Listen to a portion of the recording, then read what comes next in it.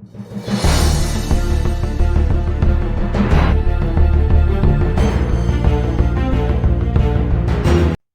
friends, today we are going to discuss about the world's third richest man. I guess you guys started guessing it? Yeah, it's Elon Musk. But ஒரு 2 days back வரைக்கும் பார்த்தீங்கன்னா world's third richest man வந்து Mark Zuckerberg, that means ஃபேஸ்புக்கோட founder தான் third பொசிஷனில் இருந்தாங்க. But now இந்த third பொசிஷனில் யார் இருக்கான்னு பார்த்தீங்கன்னா எலான் மஸ்க். ஸோ இந்த வீடியோவில் நம்ம எலான் மஸ்கை பற்றி தான் பார்க்க போகிறோம். ஃபார் எக்ஸாம்பிள், இப்போது மார்க் ஜுக்கர்பர்க் பார்த்தீங்கன்னா ஃபேஸ்புக்கை இன்வென்ட் பண்ணி அந்த ரிச்சஸ்ட் மேன் பொசிஷனில் இருக்காங்க. பட் எலான் மஸ்க் பார்த்தீங்கன்னா மல்டிபிள் ஸ்ட்ரீம்ஸ்லையும் இன்வென்ட் பண்ணியிருக்காங்க. இவங்களோட இன்வென்ஷன்ஸ் என்னென்னு பார்த்தீங்கன்னா like space X, Tesla, hyper loop, neural link, solar city, இதேமாதிரி இவங்களோட இன்வென்ஷன்ஸ் சொல்லிட்டே போகலாம். ஸோ இதனால தான் வந்து எலான் மஸ்கை ரியல் அயன் மேன் அப்படின்னு எல்லாரும் சொல்லுவாங்க. So now let's see Elon Musk journey. Elon Musk பார்த்தீங்கன்னா சின்ன வயசுலேருந்து புக்ஸ் நிறைய படிப்பார். அவருக்கு ரொம்ப பிடிச்ச புக் என்னன்னு பார்த்தீங்கன்னா ஐசக் ஆசிமோவ். இந்த புக்கில் டெக்னாலஜி ரிலேட்டடாகவும் ஸ்பேஸ் ரிலேட்டடான கான்செப்ட்ஸ்லாம் இருக்கும். இதை படித்து தான் அவருக்கு டெக்னாலஜி மேலேயும் ஸ்பேஸ் மேலேயும் ரொம்பவே இன்ட்ரெஸ்ட் வந்தது. அட் த ஏஜ் ஆஃப் 10 பார்த்தீங்கன்னா எலான் மஸ்க்கு கோடிங் மேலே இன்ட்ரெஸ்ட் வருது. ஸோ நிறைய புக்ஸை படித்து கோடிங் ரிலேட்டட் கான்செப்ட்ஸை கேதர் பண்ணிக்கிறாரு. ஸோ அந்த நாலேஜை வச்சு ஒரு வீடியோ கேமை இன்வென்ட் பண்ணுறாங்க. அந்த வீடியோ கேமை ஒரு கம்பெனி $500 வாங்கிக்கிறாங்க. So at a very young ஏஜ்லேயே வந்து எலான் மஸ்க் ஒரு பிஸ்னஸ் மேன் ஆயிருக்காங்க. அண்ட் தென் அவரோட அண்டர் கிராஜுவேஷன், போஸ்ட் கிராஜுவேஷன் அதெல்லாம் படிச்சுட்டு ஸ்டான்ஃபோர்டில் பிஹெச்டி பண்ண போகிறாரு. பட் பிஹெச்டி ஸ்டார்ட் பண்ணி 2 days தான் ஸ்டான்ஃபோர்டில் இருந்தார். அதுக்கப்புறம் அங்கேருந்து வெளில வந்துட்டாங்க.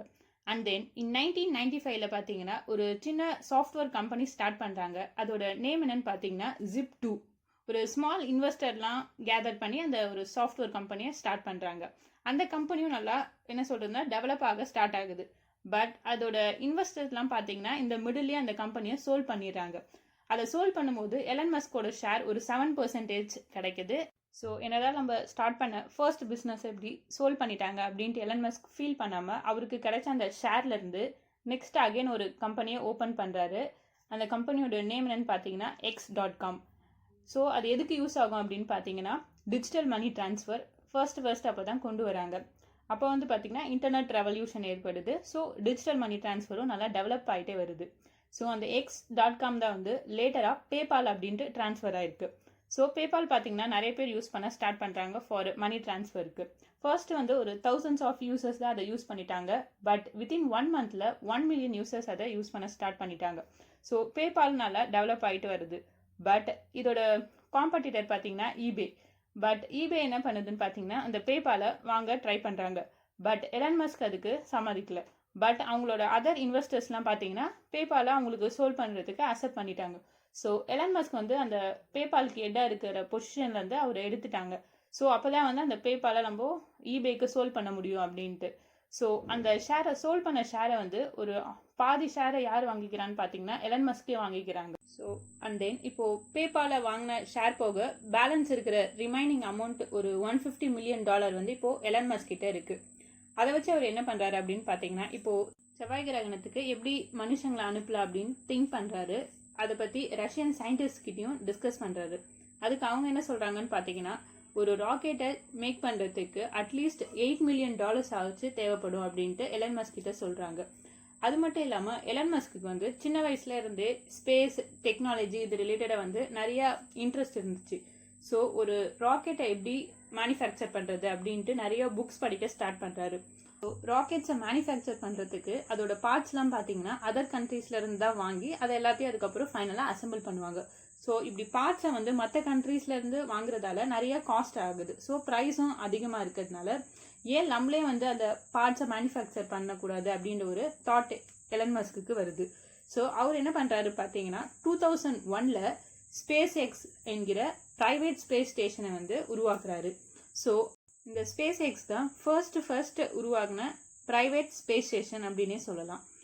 ஸ்பேஸ் எக்ஸ் ஸ்டேஷனில் வந்து நிறைய எக்ஸ்பீரியன்ஸான நாசா சயின்டிஸ்டெல்லாம் வந்து அப்பாயிண்ட் பண்ணிக்கிறாங்க எலான் மஸ்க். அதுக்கப்புறம் பார்த்தீங்கன்னா அவங்களோட ஃபர்ஸ்ட் ராக்கெட்டை லான்ச் பண்ணுறாங்க. பட் அது வந்து ஃபெயிலர் ஆகிடுச்சு. அந்த லான்ச் பண்ண உடனே அது ஒரு ஃபியூ கிலோமீட்டர்ஸ்லேயே பார்த்தீங்கன்னா அந்த ராக்கெட் பர்ஸ்ட் ஆகிடுச்சு. சரி, அதுக்கப்புறம் வந்து செகண்ட் ஒன்று லான்ச் பண்ணுறாங்க. அதுவும் வந்து பார்த்தீங்கன்னா இன்ஜின் ப்ராப்ளமால் சீல விழுந்துருது. So for the first 3 times Elon Musk launch பண்ண ராக்கெட் எல்லாமே வந்து ஃபெயில் ஆயிடுச்சு. பேபால்ல இருந்து சோல் பண்ண ஷேரை வந்து பாதி வந்து மோஸ்ட் ஆஃப் த ஷேர்ஸை வந்து ஸ்பேஸ் எக்ஸுக்கு இன்வெஸ்ட் பண்ணிட்டாரு. ஸோ பேலன்ஸ் ரிமைனிங் இருக்க ஷேர்ல இருந்து 70 million வந்து எலக்ட்ரிக் கார்ஸ்க்காக ஒதுக்குறாரு for the Tesla cars. And remaining ஃபைனலாக வந்து அவர்கிட்ட 10 million தான் இருக்குது. அதுவும் வந்து சேவ் பண்ணி வச்சுக்காம சோலார் சிட்டி அப்படின்ற கம்பெனிக்கு கொடுத்துட்றாரு. பிகாஸ் அதுலேருந்து வந்து கரண்ட் எடுக்க முடியும். சோலார் பேனல் யூஸ் பண்ணி சோலார் எனர்ஜிலேருந்து கரண்ட்டை ப்ரொடியூஸ் பண்ணுறதுக்கு அந்த 10 million அலோகேட் பண்ணிடுறாரு. ஸோ இப்போ எலன் மஸ்க் கிட்ட பார்த்தீங்கன்னா எதுவுமே இல்லை. அவரோட ஷேர்ஸ், ப்ராஃபிட், சேவிங்ஸ் எல்லாமே வந்து இன்வெஸ்ட் பண்ணிட்டாரு. இப்போ full and full Elon Musk பார்த்தீங்கன்னா கடனில் இருக்காரு. எலன் மஸ்க் நிறைய பேர் வந்து ஃபெயிலியர் மாடல் அப்படின்னே பார்க்க ஆரம்பிச்சுட்டாங்க. அட் லாஸ்ட் எந்த இன்வெஸ்டர்ஸுமே வந்து எலன் மஸ்க் பண்ணதில் வந்து இன்வெஸ்ட் பண்ணவே விரும்பல. Like space X, Tesla and then solar city, இந்த மூணுத்துலேயும் வந்து எந்த இன்வெஸ்டர்ஸும் வந்து இன்வெஸ்ட் பண்ண முன் வரவே இல்லை.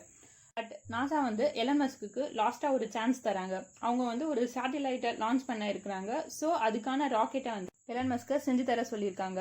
ஃபைனலி எலன் மஸ்க்கும் சக்ஸஸ்ஃபுல்லாக ஒரு ராக்கெட்டை செஞ்சு தந்து அந்த சேட்டிலைட்டை வந்து அதோட ஆர்பிட்டில் ரீச் ஆகிற மாதிரி எலன் மஸ்க் செஞ்சு கொடுத்துட்டாரு. அந்த ராக்கெட்டோட நேம் தான் வந்து ஃபால்கான்.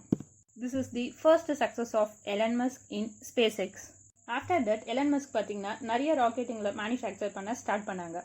அப்போ பார்த்தீங்கன்னா எலன் மஸ்க்கு ஒரு ஐடியா வருது. என்னன்னு பார்த்தீங்கன்னா ராக்கெட்டை வந்து ஸ்பீடாக போகிறதுக்கு அதோட சைடில் பார்த்தீங்கன்னா பூஸ்டர்ஸ் இருக்கும். அந்த பூஸ்டர்ஸ்லாம் வந்து ஃபியூல் இருக்கும். லைக் சாலிட் அண்ட் லிக்விட் ப்ரொபலண்ட் இருக்கும். பட் அந்த பூஸ்டர்ஸ் பார்த்தீங்கன்னா ராக்கெட்டை அந்த பர்டிகுலர் ஆர்பிட்டில் ரீச் ஆகிற வரைக்கும் தான் அந்த பூஸ்டர்ஸ் வந்து அந்த ராக்கெட் கூட அட்டாச் ஆகிருக்கும். அதுக்கப்புறம் பார்த்தீங்கன்னா ஆட்டோமேட்டிக்காக அந்த பூஸ்டர்ஸ் வந்து கடலில் போய் விழுற மாதிரி டிசைன் பண்ணியிருப்பாங்க. ஸோ இதனால் என்ன ஆகும்னு பார்த்தீங்கன்னா அந்த பூஸ்டரோட பார்ட்ஸ்லாம் வந்து கடலில் விழுந்து டேமேஜ் ஆகிருக்கும். நம்ம வந்து ரீப்ளேஸ் பண்ண வேண்டியதாக இருக்கும். ரீப்ளேஸ் பண்ணிவிட்டு அதுக்கப்புறம் ஃபியூல் ஃபில் பண்ணி அனதர் ராக்கெட்டை ஃபர்தர் ராக்கெட்லாம் வந்து லான்ச் பண்ண யூஸ் பண்ணிக்கலாம். ஸோ அதோட ரிப்பேரிங் காஸ்ட் பார்த்தீங்கன்னா ரொம்பவே ஹையாக இருக்கும். ஸோ எலன் மஸ்க்கு இப்போ தான் வந்து ஒரு ஐடியா வருது. என்னன்னு பார்த்தீங்கன்னா இந்த பூஸ்டர்ஸை வந்து லேண்ட் பண்ணுறது நம்ம சீல தானே பண்ணிட்டு இருந்தோம். ஏன் வந்து இதை லேண்ட்லேயே அப்படியே டைரெக்டாக அந்த பூஸ்டர்ஸை லேண்ட் பண்ணால் அதோட பார்ட்ஸும் வந்து வீணாக போகாமல் இருக்கும். அண்ட் தென் அதோட ரீயூஸும் வந்து எஃபிஷியண்ட்டாக இருக்கும். பிகாஸ் ஜஸ்ட்டு வந்து அந்த பூஸ்டர்ஸுக்கு ஃபியூல் மட்டும் நம்ம ஃபில் பண்ணி அனதர் ராக்கெட் லான்ச்சுக்கு அப்படியே வந்து அதை யூஸ் பண்ணிக்கலாம். ஸோ ஒன்ஸ் அந்த ராக்கெட் லான்ச் ஆனோன்னு அதோட சைட் பூஸ்டர்ஸ்லாம் வந்து ஆட்டோமேட்டிக்காக வந்து ரிமூவ் ஆகி கீழே விழுற மாதிரி செட் பண்ணியிருக்கிறது. என்ன பண்ணுறாங்கன்னு பார்த்தீங்கன்னா டிசைனை கொஞ்சம் அல்டர் பண்ணுறாங்க. என்னன்னு பார்த்தீங்கன்னா வந்து அந்த பூஸ்டர்ஸோட வெயிட் பார்த்தீங்கன்னா வந்து சென்டர் ஆஃப் கிராவிட்டிக்கு அட்ஜஸ்ட் பண்ணிட்டா அது ஆட்டோமேட்டிக்காக வந்து லேண்ட் ஆகுற மாதிரி பண்ணிடுறாங்க. லேண்ட் ஆகும்போது அதோட 4 ஸ்டாண்ட்ஸ் ஆட்டோமேட்டிக்காக ஓப்பன் ஆகி கரெக்டாக வந்து லேண்ட்லேயே லேண்ட் ஆகுது. இதனால் என்ன ஆகும்னு பார்த்தீங்கன்னா 30% ஆஃப் ப்ரைஸ் வந்து லெஸ் ஆகுது. எதுக்காகன்னு பார்த்தீங்கன்னா அந்த பூஸ்டர்ஸ்க்கு செலவு பண்ணுற காஸ்ட் வந்து ரொம்பவே ரெடியூஸ் ஆகுது. பிகாஸ் அதோட ரிப்பேரிங் காஸ்ட் வந்து 30% வரைக்கும் கம்மி பண்ண முடியும். ஸோ $7 million வந்து சேவ் பண்ண முடியுது இதனால். ஸோ நாசாவாலேயே ஃபைன் பண்ண முடியாத வந்து எலன் மஸ்க் ஃபைன் பண்ணி ஒரு என்ன சொல்கிறது 30% ஆஃப் ரிப்பேரிங் காஸ்ட்டை வந்து எலன் மஸ்க் கம்மி பண்ணி கொடுத்துருக்காரு. அண்ட் ஸ்பேஸ் எக்ஸ் மட்டும் இல்லாமல் டெஸ்லா நார்மலாக பார்த்தீங்கன்னா எலக்ட்ரிக் கார் வந்து கம்பேர்ட் டு ஃபியூல் கார்ஸோட லாங் டிஸ்டன்ஸ் போகாது. பட் எலன் மஸ்க் என்ன பண்ணுறாங்கன்னு பார்த்தீங்கன்னா இந்த டெஸ்லா அப்படின்ற காரில் லித்தியம் நியான் பேட்டரி யூஸ் பண்ணி ஒரு ஃபியூல் காருக்கு ஈக்குவலாக அந்த எலக்ட்ரிக் காரையும் வந்து ரன் பண்ணுறாங்க. Well, this is the success story of world's 3rd richest man Elon Musk.